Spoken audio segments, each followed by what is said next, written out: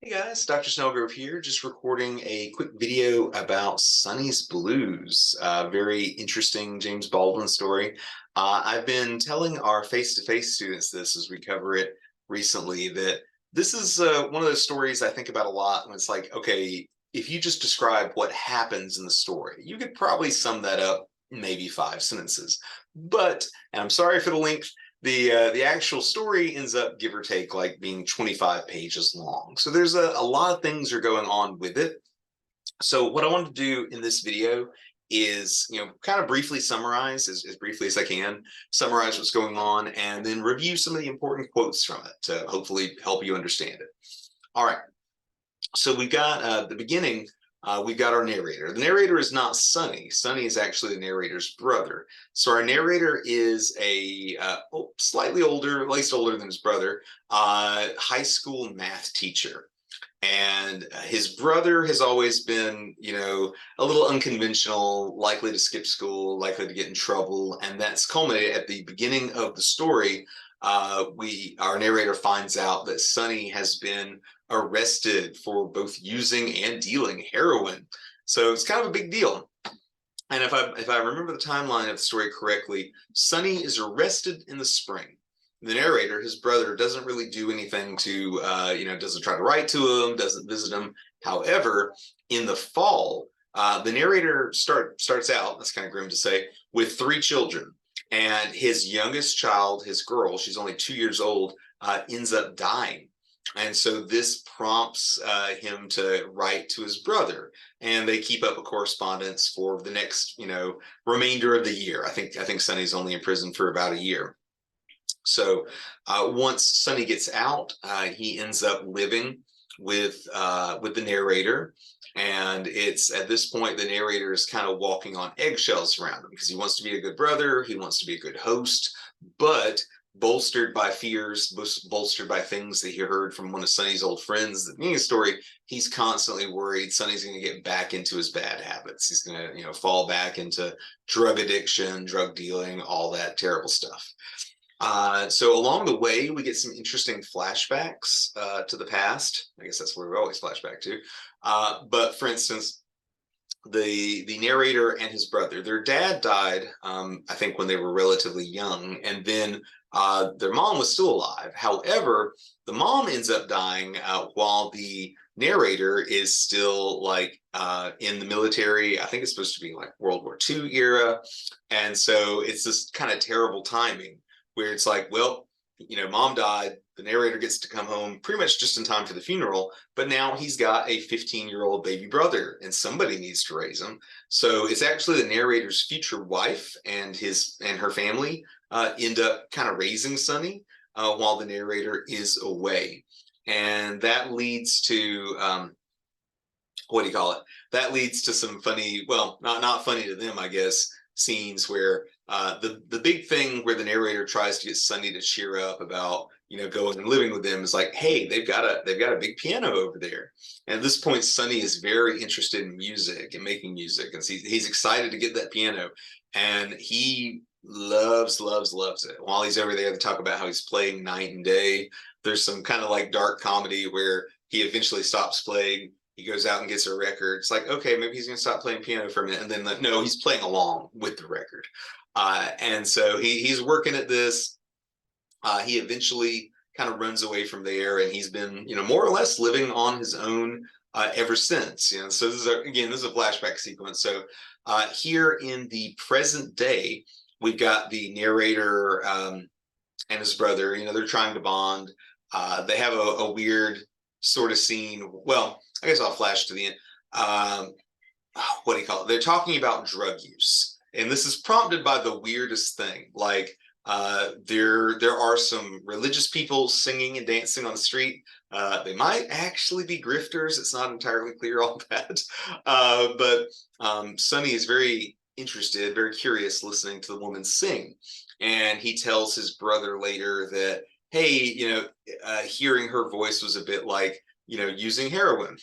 And this gets into kind of a frank conversation between the two brothers. Like, do you have, why would you use heroin? And it's like, well, it's just to get by, just to keep from shaking to pieces.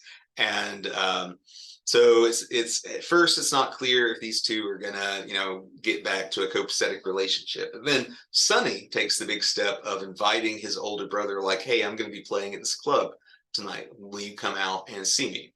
And so the narrator realizes on some level, I gotta say yes. This is him reaching out to me. I gotta respond. And so he does go out there. He does watch Sonny play. And we'll look at some of the quotes here in a minute, but it's basically like a revelation. Is the only word I could really use for it. Like all of a sudden, the scales are falling from the narrator's eyes. He kind of understands the deal with Sonny. He understands the amazing talent that Sonny has. He starts realizing how much hard work and talent it takes to bring music to life. And so it's a happy-ish ending. We'll talk about how Baldwin, our author, doesn't shy away from the fact that, the material circumstances that make their lives so difficult haven't changed. But what has changed is the narrator's perception of Sonny and even perhaps Sonny's perception of himself. But let's take a look. That's pretty much it in terms of the summary. I want us to take a look at this screen. There we go. Like old man tries to figure out how to screen share here. All right. So time will tell if we get to every single one of these. I brought a lot of quotes in. These are the same ones I went over with my face-to-face students. I thought it would, one, obviously I wanted you to learn a bit more about the story, but also just between you, me, and the wall, I love Baldwin's writing. Love him, love him, love him. I just love how he phrases these things. Give me just a second here. Oh, it's a little bloodsucker trying to get me in here. All right. For while the tale of how we suffer and how we are delighted and how we may triumph is never new, it always must be heard. There isn't any other tale to tell. It's the only light we got in all this darkness. And so I thought this was an interesting idea of like the stories we tell, the music we create, all this stuff. And the narrator is doing his own version of, if you ever heard the phrase, like, there's only 7 scripts in Hollywood. And that's a way of saying, there's only so many, like, boy meets girl, boy loses girl. There's only so many stories out there.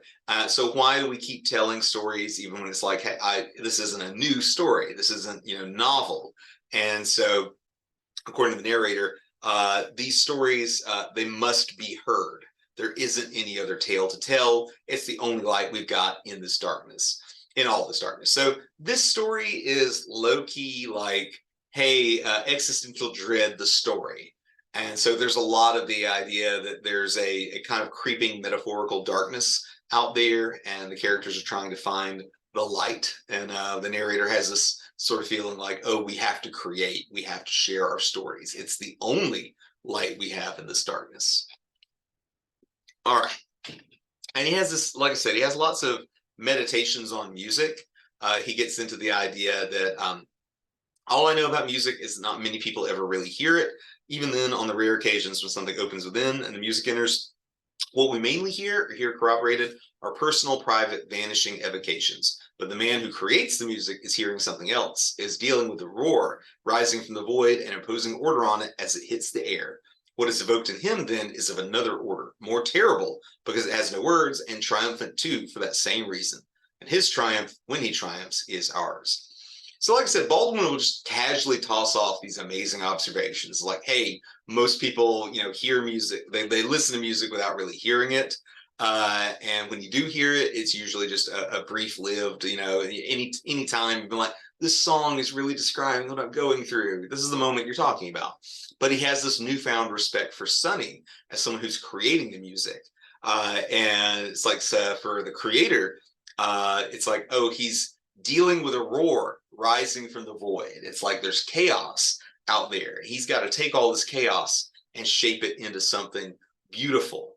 And, it's actually a triumph that he's able to create this beautiful music. And there's a lot of like, a rising tide lifts all boats here. It's like, oh, when Sonny triumphs, when anyone triumphs, creating something, beautiful out of the chaos, all of us triumph.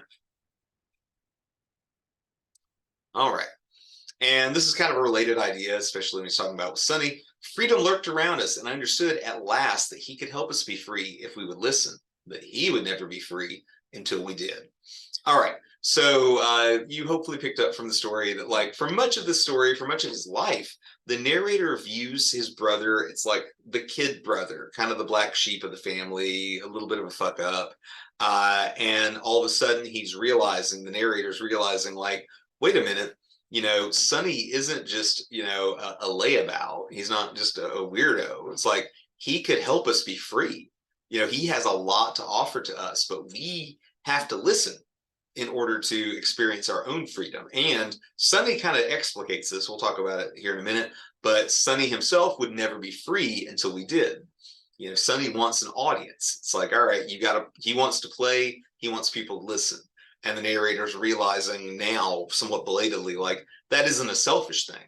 It's listening, it's by us listening to Sonny that Sonny can be free, of his burdens, of his stress, of his existential dread. And by listening to and appreciating his music, we can also be free of that. All right. So this quote here, I'd never before thought of how awful the relationship must be between the musician and his instrument. He has to fill it, this instrument, with a breath of life, his own. He has to make it do what he wants it to do. And a piano is just a piano. It's made out of so much wood and wires and little hammers and big ones and ivory. While there's only so much you can do with it, the only way to find this out is to try and make it do everything.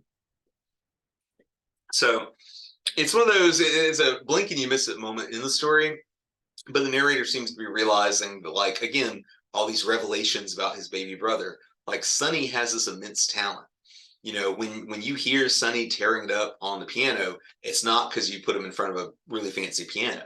It's that he has these skills, and the narrator's realizing that the piano is just like this static thing, this unmoving thing, this dead thing. The only way it comes to life is when the artist breathes life into it. And that's what Sonny is doing here. All right. This is that, like, not the cheerful moment towards the end of the story. I was yet aware this was only a moment, that the world waited outside, as hungry as a tiger, and that trouble stretched above us longer than the sky. All right, so this is the idea, like, at the end, this is really near the end, they're in the club, they're listening, Sonny's joyfully playing, the narrator's really vibing, but he realizes that, like, this is just a temporary, respite. This is a temporary rest from all this chaos, all this misery, and it's like, oh, the world is still waiting, and but I guess I had one student that was just bound and determined to read this as a very cynical, very negative story. But I try to be a glass half full guy with this kind of thing, where it's like, hey, the things that make the terrible world terrible haven't gone away, but the narrator and Sonny have both discovered a way to reliably create light in the darkness of their own lives. If you've got something like that, then you're not going to be trapped in the darkness forever. So, all right. Hope I'm not going through these too quick. Y'all are my online students. I can't really do the, what do you think about that? Not easily. All right. So I wonder, how many of you are young people? I hope you don't get offended by the observation that the narrator is making here. Because remember, he is himself a high school math teacher. So he sees, like, a lot of young men. And, it's obvious that there's a lot of, anger and confusion and, being teenage. But he very bluntly describes kind of what is making them mad. These boys now were living as we've been living then. They were growing up with a rush, and their heads bumped abruptly against the low ceiling of their actual possibilities. They were filled with rage. All they really knew were two darknesses: the darkness of their lives, which were now closing in on them, and the darkness of the movies, which had blinded them to that other darkness, and in which they now vindictively dreamed at once more together than they were at any other time, and more alone. So there's a lot going on. So this quote here. So he's talking at one point early on, he seems to be talking about them literally growing up with a rush, getting taller, in, like, high school. But then what happens when you're growing up with a rush? Then he shifts to the metaphorical. Their heads bumped abruptly against the low ceiling of their actual possibilities. It's like they're growing up, they have all these big dreams, and then all of a sudden it's just like, oh, most of us aren't going to make it out of Harlem. Most of us aren't going to get a great job. Most of us are going to be stuck in the same place with the same people for the remainder of our days. And that's making them angry. At the same time, they're the only escape in this tiny town, the only well, Harlem's not that tiny, but you get the idea that for them, like wanting something more in their lives, all there really is to do is like, let's go see a movie. But then the movies are kind of magnifying their feelings here because the movies are also promising, like, you're going to be the leading man, you're going to get the girl, you're going to have a life of great adventure. So they're constantly having to contrast the life they want with the life they're most likely to have, and they're pissed. All right. This is just such a short quote, but it doesn't do any good to fight with Sonny. Sonny just moves back inside himself where he can't be reached. So I put that on there because it's this idea that even from a young age, Sonny isn't just like some behavioral problem, but Sonny has a different way of looking at things than the rest of his family, and this kind of affects how people interact with him. It's like Sonny just moves back inside himself where he can't be reached. So it's like you see a little bit of this when the narrator I guess we're about to get to the quote here in a minute, but there's a bit where the narrator, after their mother dies, is having that sort of like, shit, I'm gonna be kind of sort of raising him maybe, and they're doing a like, what do you want to do with the rest of your life sort of conversation, and this causes a kind of a fight here, and here's the narrator thinking what it's like to deal with Sonny. It's like you can't fight with him. He's just going to go inside of himself. He's just going to dig in, and there's no way to change his mind at that point. All right. So this is, I guess I'm jumping around on my quotes here, but this is the thing I was talking about. So in the flashback sequence, they're having, and some of you might have had this conversation with your parents or older siblings or even guidance counselors, but the narrator, as the older brother, is like, what do you want to do with your life? Oh, I'd like to be a, what do you call it? It's like, I'd like to be a singer. And it's like, oh, like in a symphony band? It's like, no, I want to be singing in clubs. And the narrator kind of gets around to the idea of, that might not be a stable way of making money. It's the standard, like, the creative fun thing you do might not be enough to sustain you and a family later on. And so the narrator says the same thing that like parents say to their kids every single day in some cases, which is that like, hey, you can't always do what you want to do. Sometimes you have to get a job to pay the bills, and then you explore your passion when you can. And then Sonny reacts saying, I think people ought to do what they want to do. What else are they alive for? So it's this great like young person counterpart or counterpoint to that. If you're saying, hey, not everyone can do what they want to do, well, why not? If you're not able to do what you want to do, what are you even doing with your life? Okay. And then we have, this is more of Sonny kind of talking about the chaos inside of him. And the story is not always super subtle. Like it makes it clear that this is part of why Sonny both uses drugs and creates music. So he's talking about it. He says that it's terrible sometimes inside. That's what's the trouble. You walk these streets black and funky and cold, and there's not really a living ass to talk to. And there's nothing shaking. There's no way of getting it out. That storm inside. You can't talk it. You can't make love with it. And when you finally try to get it with it and play it, you realize nobody's listening. So you've got to listen. You've got to find a way to listen. So again, we've got this fun intersection between the literal, and the metaphorical, between the physical and the ethereal even, where, because what is Sonny describing? He's describing something a lot of people feel, where it's like, I have this terrible storm inside of me. It's like, I'm restless. I can't find any sort of peace. It's like, I can't, talking to somebody doesn't, bring me peace. Walking the streets doesn't bring me peace. I can't understand the storm. I can't talk to the storm inside of me. I can't have sex with the storm inside of me. And he says, when you finally try to get with it and play it, you realize nobody's listening. So you got to listen. You got to find a way to listen. So Sonny is just pretty outright saying, hey, he is using music as a way of getting the storm out, getting the chaos out. So it kind of circles back. I'm jumping back and forth on quotes here, but like it circles back to that earlier quote, I think, about Sonny, we could be free if we listen to Sonny, and Sonny won't be free until we listen to him. So the idea that Sonny, it's not just enough to play. He's not one of those people that like, I'm just creating music in my room and I'm fine with that. He wants to go play. He wants to be public. He wants to, engage with folks. And so this is sort of his private revelation. that it's like, you got to listen, you got to find a way to listen. It's something that he is presumably practicing in his own life, but it's also something that he's telling his older brother, like, hey man, you got to find a way to listen when somebody is around you expressing themselves. Oh, sorry. I think people ought to do what they want to do. What else are they alive for? We covered that. Sorry, I got someone knocking at my door, and while I'm recording, it's actually between office hours here. So we have the idea that, let's see. Here we go. He talks about how some escaped the trap, most didn't. Those who got out always left something of themselves behind, as some animals amputate a leg. So this is a quote here talking about the idea of, when you move out of a town and you leave some part of yourself behind, and some part of you remembers and aches at what you left behind. So it's like maybe you're happy you got out, but you still remember who you were back then. Skip over that. Oh, I guess this will be the last thing on here. I wish I could be like Mama and say the Lord's will be done, but I don't know. It seems to me that trouble is the one thing that never does get stopped, and I don't know what good it does to blame it on the Lord, but maybe it does some good if you believe it. So Sonny is not really full of religious conviction. He's trying to find his own way and make his own meaning, but aren't we all? So if you guys, y'all know the drill by now. If you have any questions, could be about the story, could be about the essay, about anything else, feel free to email me. Feel free to text me at 863-835-2399. Bye.